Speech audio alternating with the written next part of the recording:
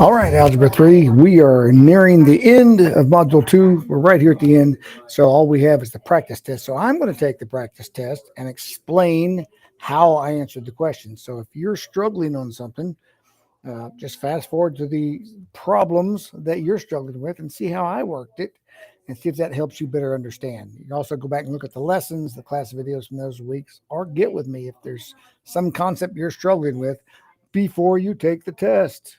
So let's put up the practice test and go through it here.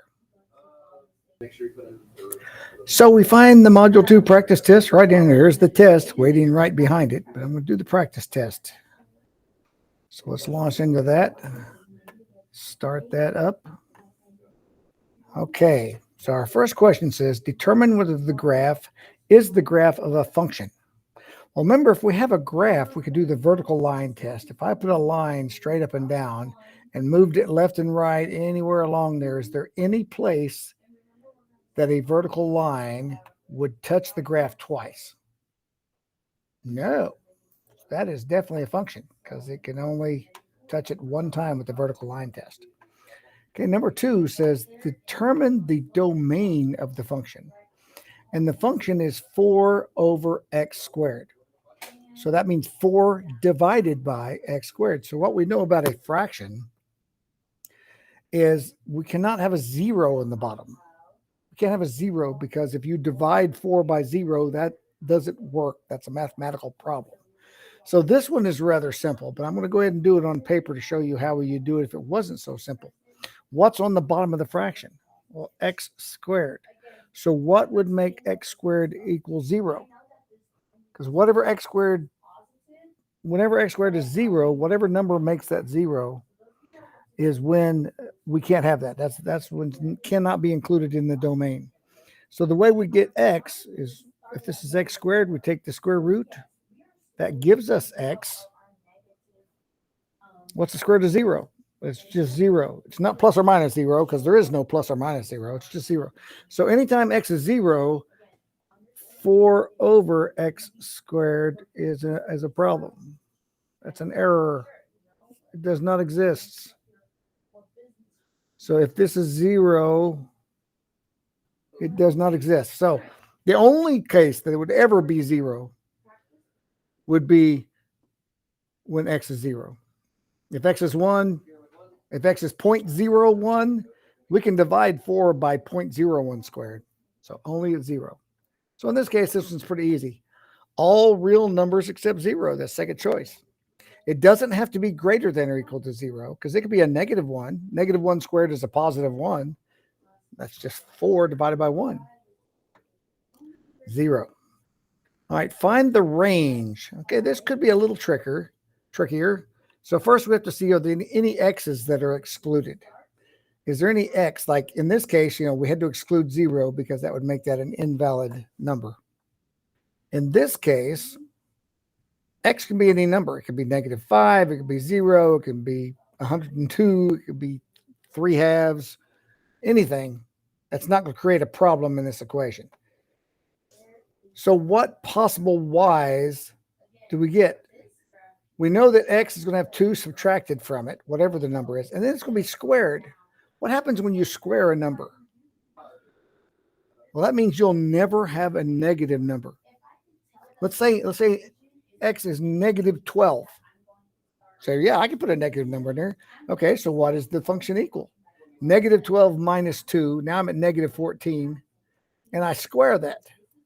What's going to be a positive number? Because -14 times -14 is a positive number. And then I'm going to add 2 more to it. So that's a really big number. How about if I go a small number, like x is 0? 0 minus 2. Well, 0 minus 2 is -2. When I square -2, now it's a positive 4. And I'm going to add 2 more. So it's going to be 6. Well, what if x is 2? So 2 minus 2 is 0. 0 squared is 0. And I'm still going to add 2. So it looks like it's going to be everything 2 and greater. I don't think I can get a number greater. If I'm not sure, then I should just go graph this. X minus 2 squared plus 2. I can go to Desmos, say why. I got to put it in parentheses, x minus 2 squared plus 2. Well, look at the graph. Now I can see the range. It never goes below 2. 2 is included. It does go down to 2, but it never go below that. So that confirms what I believed here. Y is greater than or equal to 2. Okay, determine the domain of this function.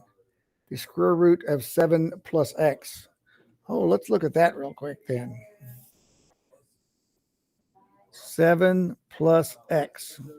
Is there any number we cannot have underneath the square root, underneath the radical? Can we have 0? Does the square root of 0 exist? Absolutely. The square root of 0 is 0. That exists. Any positive number, we know we can have the square root of that. Square root of 1, well, that's 1. I mean, even the square root of 1/2 is 1/4. I'm sorry, it's not 1/4. It's the 1 over the square root of 2, which would simplify the square root of 2 over 2. It's still a number, even though it's not a nice number. Square root of 5, the square root of 100, anything. So we don't have a problem with any numbers that are positive. How about a negative number? Underneath, I'm not talking about 7 plus x right now. I'm just talking about for the square root. Can we have the square root of -1? Well, not in the real world. So no, because that is an imaginary number. We just imagine it. We do not use imaginary numbers when we're solving solutions, unless we're studying imaginary numbers. Right now, we're not. So this number has to be at least 0. It can be bigger than 0, but what's underneath the square root has to be 0. So what number would that be? 7 plus x equals 0. All right, so let's see what number would make that a 0. So if we subtract 7 from both sides, x equals -7. Okay, so we know that is the boundary. The boundary, because that's when it is 0. What would make that a negative number? X is bigger than -7 or smaller than -7? If you're not sure, just try one. Let's say, what if it's a -6? Let's go bigger. 7 plus -6. Well, what is the square root of 7 plus -6? What is 7 plus -6? Well, that means you're subtracting 6. So that's the square root of 1. Oh, that's no problem. That equals 1. So -6 is okay. -6, no problem. Let's go the other direction. What if it's -8? 7 plus -8. 7 minus 8, square root of -1. Can't have that. So it has to be -7 or bigger, because -8, that's a problem. So we don't need anything smaller than -7. So our domain is going to be everything that's greater than or equal to -7. -6, -5, -4, 0, 1, 2, 3, anything like that's fine, but nothing smaller than -7 in this circumstance. So let's see if it has a choice of that. Oh, there it is. X is greater than or equal to -7. Okay. Determine the intervals on which the function shown here is increasing, decreasing, and is constant. Well, is it ever constant? A constant is when it's just horizontal, like y equals 3, where it just goes straight. Well, this is always looks like it's going up a little bit, and then it goes up a lot right there. It goes from down here to up here. We can't really see it very easily, but we can tell that it goes up and goes the other way. So nowhere is there constant. So that's just ruled out. And that's not even the choices. Increasing when x is small and 0, and decreasing when it's bigger than 0, or increasing and decreasing, or increasing everywhere and decreasing everywhere. Well, let's see. When x is below 0, as we move closer to the right, the function is going up. Function is going up. What happens on the other side of 0, since that's our choices? On this side, what's it doing? Well, it's still going up. This function from left to right is always going up. Sometimes a lot, sometimes a little, but it's increasing on all real numbers. All right, estimate graphically. So that means I need to graph this. the local maximum and the local minimum of f of x equals 4x squared. I'm going to copy that. 4x squared plus 3x plus 2. So I'll go over here, take this equation out, and paste this one. Now, when I paste it, look, it didn't make that a squared. It just said 4x2. So I need to do that shift 6. I highlight this shift. Now it says 4x squared. Make sure if you copy it, that it's correct when it gets there, because that's a different equation if it's just a 2. So it wants to know the local maximum and minimums. That's the lowest and highest points along the graph. If I zoom out, it looks like it never comes back down. See, the farther and farther I'm zoomed out to 400 already. This is just a parabola, so we're only going to have a minimum. There's no maximum. It goes on forever. Nowhere does it turn around and come back down. If this was x to the third, oh, I did it again. Third or fifth or something, anything, fifth and squared. See, now we have a maximum and a minimum. It goes up and back down and goes down and back up. That's a maximum and a minimum. But what we have, let me go back and fix this. It's just a parabola. So we have a local minimum right there, which is also the absolute minimum at negative 0.375, 1.438. See if I have that. Oh, they rounded it to the nearest tenth, 0.4. So that would round to 0.4. So negative 0.4 and 1.438. And they rounded it to 2 decimals, 1.44. So local maximum, that's not a maximum. See, that's the lowest point. That's a minimum. So it's not a maximum. Those two are wrong. No local maximum. Okay, this is correct. There's not a local maximum. But which one has the right minimum? It's this one. 0, what is that? That's not even a point on the graph. So they gave you a point, not even on the graph. So that was not too bad. Okay, determine if the following function is even, odd, or neither one. All right, we're going to need to write this one on our paper. If, all right, we're going to substitute negative x in. We're going to substitute negative x. If we get this exact same equation when we simplify it, if it's exactly the same as it started, then we know it's even. It's odd if we get exactly the opposite. This is a negative 9x more, so we would expect it to be a positive 9x to the fourth. This is a negative 5x, so it would be, this is a positive 5x, so we would expect it to be a negative 5x. This is a positive 3, it had to be a negative 3. If that's the case, when we simplify this, if it's everything is exactly the opposite, this is an odd function. Anything else,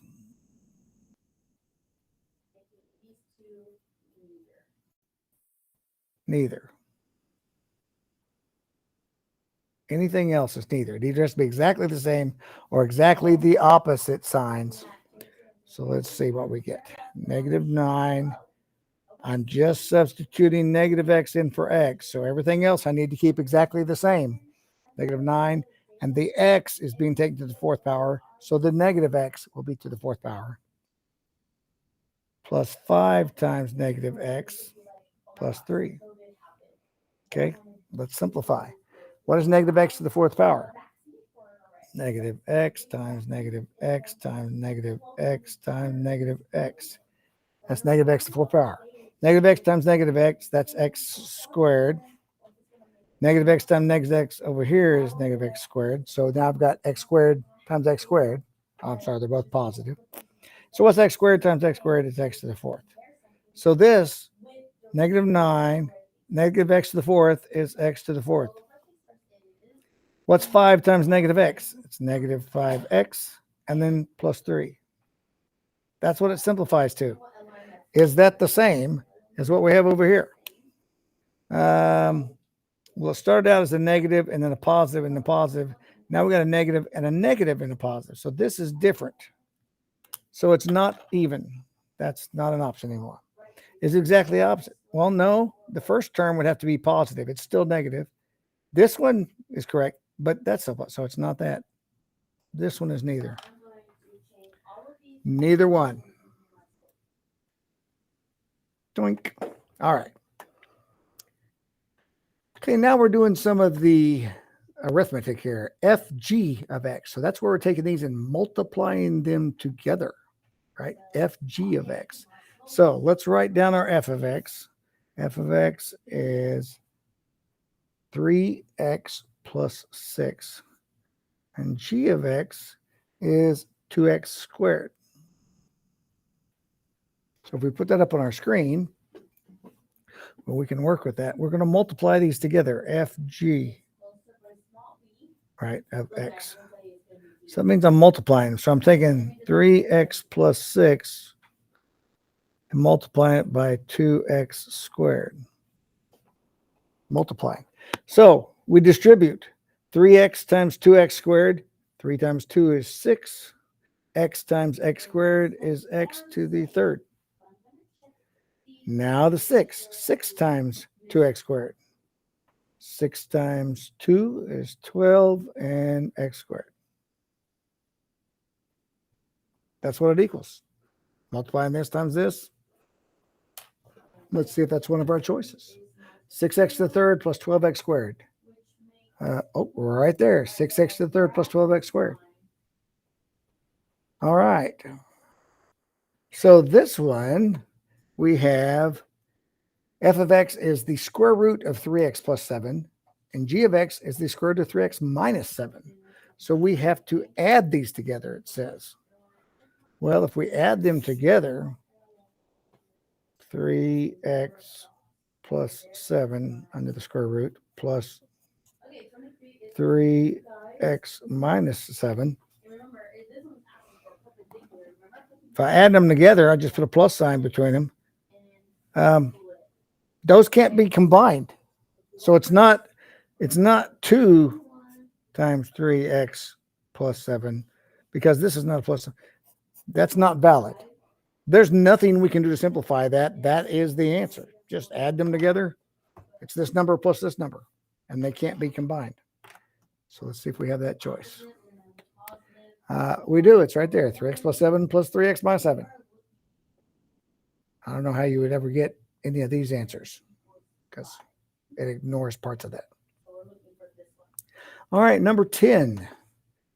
We got x squared plus 3 and square root of x plus 2, and we're putting f of g of x, which means we are substituting g of x into our f of x equation. So let's write those equations down. F of x equals x squared plus 3. It's just easier to do this on paper sometimes. I'd strongly suggest you guys have a sheet of paper in front of you when you're doing the test or even the practice test so that you can work some math. And we want f of g of x. So there's our equations. And we want f of g of x, where we're taking g of x and substituting it into this equation.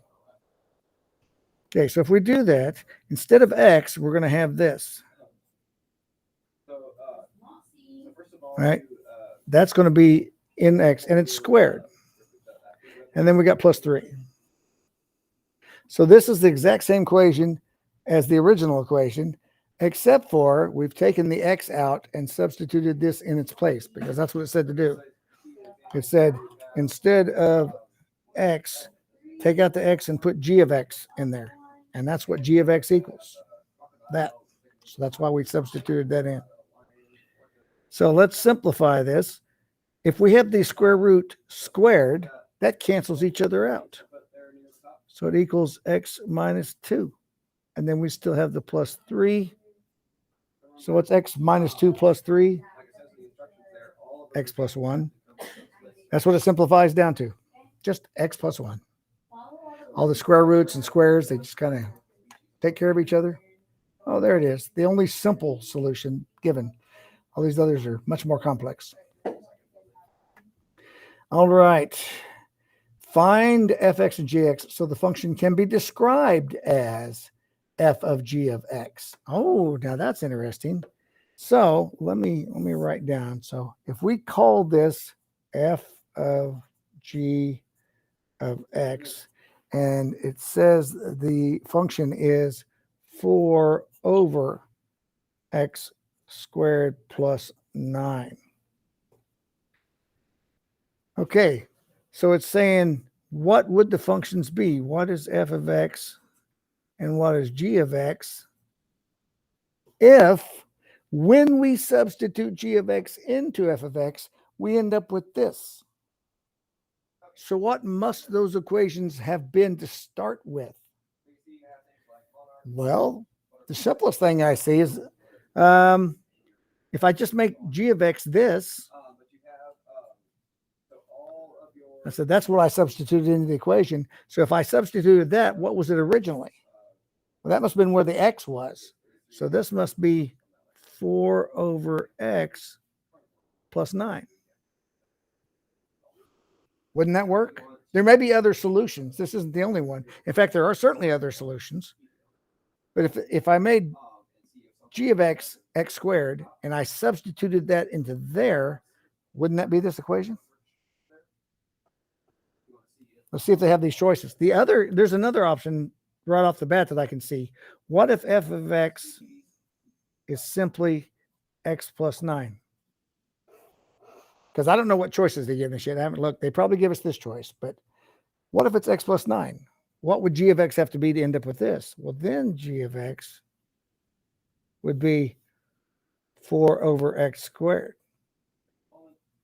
See that? If it was 4 over x squared and we substituted that in there, we'd take out the x and we make it this plus that. That would give us that there. So there's more than one way to do that. Let's see if they have either one of those choices. F of x equals x plus 9. F of x equals x, 1 over x, or 4 over x squared. There's the second one we did. X plus 9 and 4 over x squared. X plus 9, 4 over x squared. So they did this option over here. This is the choices we see. That's why you have to know it's important that there's more than one way to do it. This was a little simpler way, but that's not one of the 4 choices they gave us. 4x plus 9. See, they don't have 4x plus 9 in it. Well, they do there, but they have it in the wrong equation. They have it under g of x because if we substitute x into there, it's not going to change. So has to be the first choice. All right. Okay, so number 12 says find the inverse of the function. We can do that. Let me write this down. F of x equals 3x minus 2. We can do that. We know the 4 steps required for that. So I got that written down. So remember, the first step is to replace f of x with y. So now it's y equals 3x minus 2. Then, what's the next step? Swap the x and y. So it's x equals 3y minus 2. Okay, that was the second step. Third step was solve for y. Get everything away from y. So the first thing we would do is add 2 to get that away. So we got x plus 2, because we can't combine those, equals 3y, and that's gone now. Negative 2 plus 2. I'm close. I just got to divide by 3 since it's being multiplied. So y equals x plus 2 over 3. And then the fourth step, we rewrite that back as the inverse function, x plus 2 divided by 3. So that's what we're looking for. X plus 2 divided by 3. There it is, the first one. X plus 2 divided by 3. F inverse equals that one right there. All right, now they give us another one. Find the inverse function. This one's a little more complicated, but not really. It's still just a couple of steps. We can still do the same 4 steps to do that. But this is x to the third plus 4. So the first thing, again, same steps. Change f of x to y equals. Okay, same second step. This should be in your notes already. We wrote these steps down. That's why you put it in your notes for the test. Change the x and y. So now it's x equals y to the third plus 4. We're back where we were here after that step, right? We're solving for y now. Subtracting 4 from both sides. X minus 4 equals y to the third. We don't want y to the third. We want y. So we have to take the third root. The third root. The third root of y to the third is just y. And it equals the third root of x minus 4. So f inverse of the function is the third root of x minus 4. Third root. All right, let's look and see what we have here then. That's not it. Third root of x. Oh, there it is. Yep. Make sure it's the minus 4, not the plus 4. The other one's a plus 4.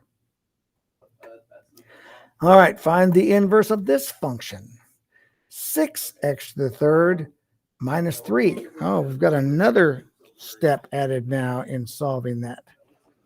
So f of x equals 6x to the third minus 3. Okay, same steps. Y equals 6x to the third minus 3. X equals 6y to the third minus 3. Solve for y. So we've got x plus 3 equals 6y to the third. Okay, now I've still got some things running. I got 6 times that, and I've got it to the third power. If I take the third root at this point, I would have to have the third root of 6. And I don't want to do that yet. That's going to make things very complicated trying to move that over here. So I want to divide by 6 first. So x plus 3 divided by 6 equals y to the third. I don't want to take the third root until that's all that's left. So when I take the third root,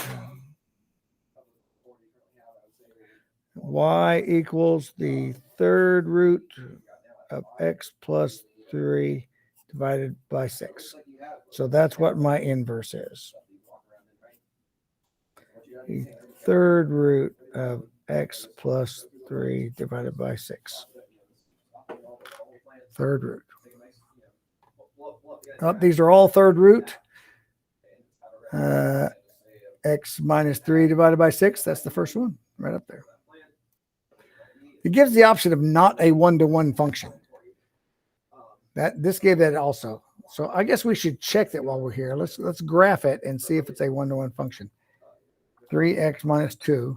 That means every x only has one y, and every y only has one x. So we know it's a function, but if you put a horizontal line, y equals 3. You know, we put a horizontal line here, and we start moving that up and down.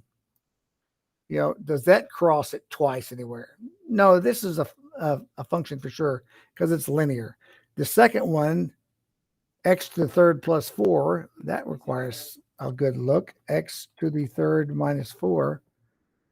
Oh, is that one-to-one? Is there any place where this doesn't? Oh, no, it still only touches it once in there. I mean, we can blow it up bigger if you want to see that for yourself and prove that. It still, as we move this up and down, it only touches it once, left to right. So that is one-to-one. And then that last equation was 6x to the third minus 3.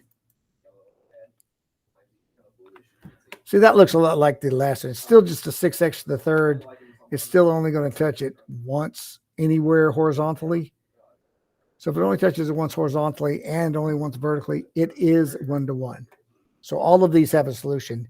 Not a one-to-one function is not one of the answers on any of those. So, okay, here's determine if the function is one-to-one. We just talked about what that meant. That means it should pass the vertical line test of x equals 2 or whatever we want that to be. It should pass a vertical line test and a horizontal line test. Well, let's look at this one. Vertical, no problem. Horizontal, oh, look when y equals 5. What is the x when y equals 5? Well, I don't know. It could be the positive x over here, or it could be the negative over here. This is not one-to-one. There's two different x's for the same y's. for a lot of y's, for an infinite number of y's, because as it keeps going up, there's going to be 2 values of x for every y. Only down below here where it doesn't have any x's or y's. So this is not 1-to-1. Okay, describe how the graph of y squared, y equals x squared, y equals x squared, can be transformed to the graph of this equation, y equals x squared minus 14. So the only thing different is the minus 14. What does that do to the graph? Does it shift it right 14 units, up 14 units, left 14 units, and down 14 units? Well, I hope you know that. But if you don't, you can always graph it. Let's get rid of this graph that we have here and say it was y equals x squared. Oh, let me move up here where I can see where the graph is. Okay, there's y equals x squared. We can see 14 units in every direction. So we'll see if we put minus 14 on the end of the equation, where does it go? It went down 14. When you do something at the end of the equation, if it's negative, it's going down. If it's positive, it's going up. So we know this went down 14 units. Here's another one. How can the graph of y of x squared be transformed to the graph of this equation? X minus 14 squared, and then a minus 9. So there's 2 things that's happened to it. Well, the first thing is we know the minus 9 because we just did a minus 14 up here. We know exactly what's going to happen there. It's going to go down 9. When you add on that minus 9, it's going down 9. So we know that. That eliminates right away 2 answers. It's not going to be left 9. It's not going to be up 9. It has to be one of these 2, which means it either goes right 14 units or left 14 units. X minus 14 in parentheses being squared. Well, if you remember, that does the opposite of what you think it's going to do. Let me put x in parentheses and put, say, minus 14. Minus 14. It went right. See that? It went right 14 units. And the negative 9 made it go down 9 units. Right 14 units, down 9. Okay, so describe how to transform the graph of f into the graph of g. F of x is x to the 4th. G of x is negative x to the 4th. So let's put this up, x to the 4th. What happens when we put a negative out front? So x to the 4th looks like a parabola, but it's just a little flatter. See how it's flat down here? It's flatter than x squared. But if we put a negative in front of it, remember, it goes down. It reflects downward. So reflect the graph across the x-axis. That's what happened in this case. It reflected it down over the x-axis. The other choice is shift it down 1. No, that would be putting minus 1 at the end. Reflected across the x and then the y. That there's not 2 reflections there. There's only 1. And the other one's reflected across the y. It went down over the x. Okay, the transformation of f to g represents what kind of stretch? So that should either be horizontal or vertical. Use all lowercase letters in your response. So the square root of x or 6 times the square root of x. Well, if you're not sure, y equals, and you can hit this little keyboard down at the bottom, and there's a square root button, square root of x. So there it is. Or the other one was y equals 6 times, right? It was 6 times the square root of x. Oh, let's zoom out so we can see that. I'll close this little keyboard. Did that stretch it to the right horizontally, or did it stretch it up vertically? Oh, that was a vertical stretch. Type that in. If you misspell that, it may count it wrong. But again, this is a practice test, so it doesn't count your grade. But you can retake this test as many times as you like. Here's our last question. Confirm that f and g are inverses by showing that f of g of x equals x and g of f of x equals x. And here's the two equations they gave us. So I'm going to write these down so we can prove this, because we have to show all of our work right here on the screen. So f of x equals x to the third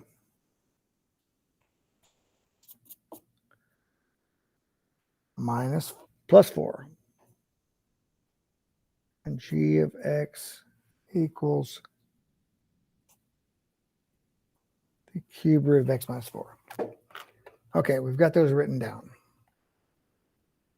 So here's the problem, and we'd have to put this in Buzz to show our work, but we got to substitute g of x into f, and we got to substitute f of x into g, and see if they both equal x. And if they both equal just x, that proves they're inverses of each other. So f of g of x, instead of x, I'm going to put in the cubed root of x minus 4. See, that's the exact same equation as the one above it, except for instead of x, I've substituted g of x. And over here, I'm going to work the other at the same time. So g of f of x would take this equation, the cubed root of, instead of x, I would substitute f of x in there, which is, I'll just put it in parentheses to break it out, x to the third plus 4, and then the minus 4. All right, so let's simplify this.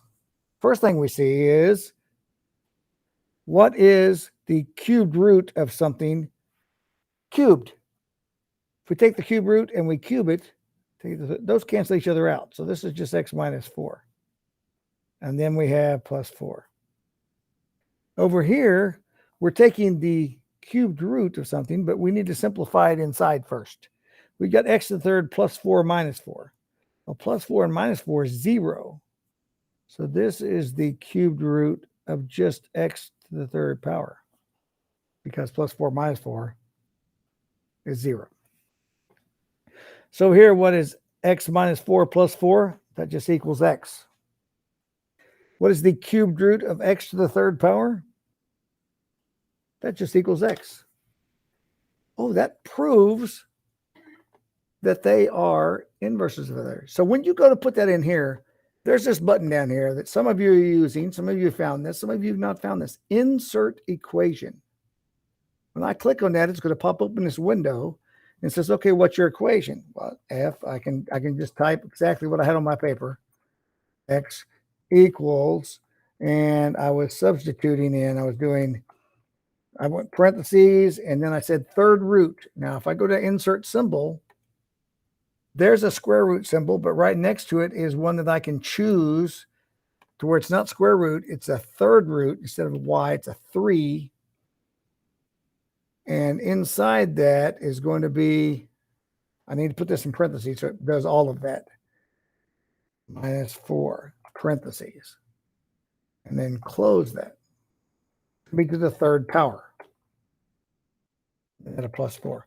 So see, this is what I typed. I did the third root of x minus 4. And I did x minus 4 in parentheses because I want all of it to be underneath the radical. If I don't put it in parentheses, it'll just put the 4. It'll just put the x there, and the minus 4 will be outside. If I want everything to be under the radical, I have to put everything in parentheses, x minus 4. But it looks better saying that I'm taking everything in there to the third power, because that's what I'm doing.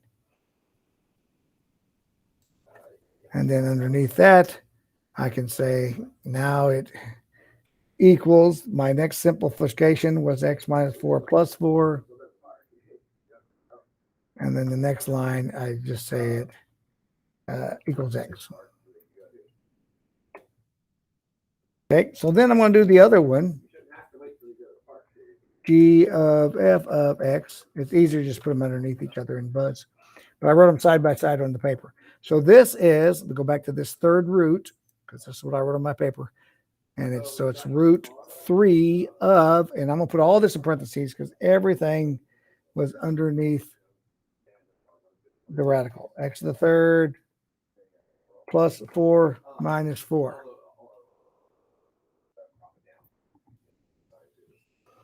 See there, it's all underneath the third root that way when I put in parentheses. So I had everything underneath there. I didn't really need these parentheses because nothing is happening to that. There's just a 1 as a coefficient.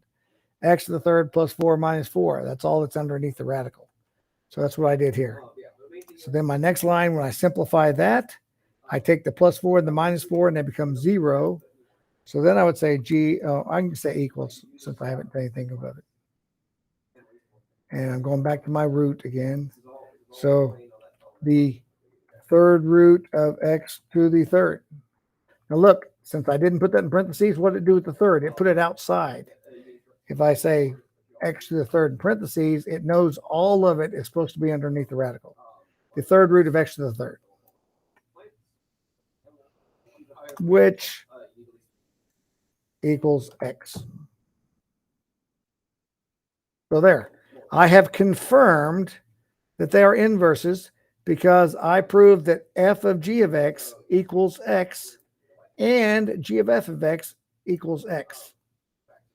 I have to substitute them in and then show the steps to simplify it. Substitute in. And if you don't substitute in correctly, you may not be able to simplify it to x. But that is how you confirm that they're inverses. So I think the ones on the exam are not quite as complicated as this, but it still requires a little bit of manipulation to simplify it. So, all right, that's it. That's all 20. I can take it and I can submit it now. Of course, it won't grade it because I have to grade that last one. Number 20 is where we had to type in. So it doesn't grade it yet until I go in and say this is correct. All right, the practice test is set to let you take it over and over until you feel good that you're ready for the test. That may be once. Maybe take it once, you score nice. I got it all. I just missed a couple. Let me look at those couple. Oh, I see what I did, Gun. I know how to do those. I just made a mistake. Simple mistake. I can do that. And then you can take the test. If you score 30% on the practice test, that tells you something. That tells you you're not ready for the test because you're missing a whole lot of these practice problems. So you need to look back at those practice problems, figure out how to do them correctly, and maybe take the practice test again, or maybe just work some of those problems separately on paper to know that you got them correct this time. But use this for you. This is a tool for you. Practice tests don't count in your semester grade, but they do count as an assignment. So use this for yourself to make sure you're ready and go tackle it and do well. See you later.